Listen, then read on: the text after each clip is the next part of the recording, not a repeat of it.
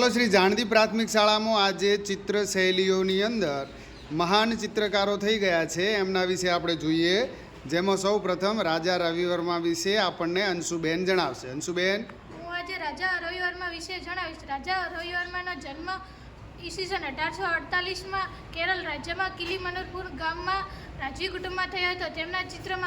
તેમના ચિત્ર વાસ્તવદર્શી હતા. તેઓના ચિત્રમાં ભાવને બદલે ટેકનિકનું ખૂબ મહત્ત્વ હતું.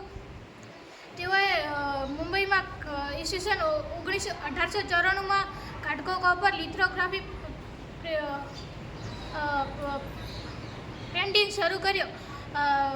વડોદરાના ગાયકવાડ સયાજીરાવ ગાયકવાડ અને ભાવનગરના રવિ વર્માને બોલાવીને રાજવી કુટુંબના ચિત્ર બનાવ્યા હતા. સરસ. ચલો દિલીપભાઈ, તમે. નમસ્કાર. આજે હું તમને રવિન્દ્રનાથ ટાગોર વિશે થોડીક માહિતી આપીશ. ગીતાંજલિ મહાકાવ્ય માટે નોબેલ પારિતોષિકથી સન્માનિત કવિવર રવિન્દ્રનાથ ટાગોર મહાન ચિત્રકાર પણ હતા.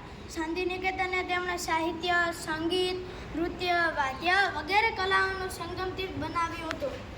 રવિન્દ્રનાથ ટાગોરે 2000 કરતાં પણ વધારે ચિત્રોનું સર્જન કર્યું હતું. તેમના ચિત્રોમાં રેખાઓમાં ગતિ, રંગોમાં તાજગી અને નિરૂપણમાં ભાવાત્મક જોવા મળે છે.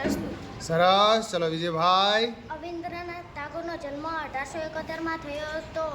બંગાળ જન્મેલ રવિન્દ્રનાથ ટાગોરે ભારતીય, મુગલ, તાજોર, ચાઇનીઝ અને જાપાન ચિત્રશૈલીનો ઝીણપૂર્વક અભ્યાસ કર્યો. તેમણે શૈલીનો ભારતીય વાતાવરણને ભાવતા જોવા મળતી હતી. તેમણે ચિત્ર પ્રસાર માટે બંગાળ સ્કૂલ ઓફ આર્ટની સ્થાપના કરી. એ સમયમાં અસ્તિત્વમાં આવેલી ચિત્રશૈલી બંગાળ સ્કૂલ ઓફની નામના પામી. સરસ. ચલો તાળીઓ થઈ જાય.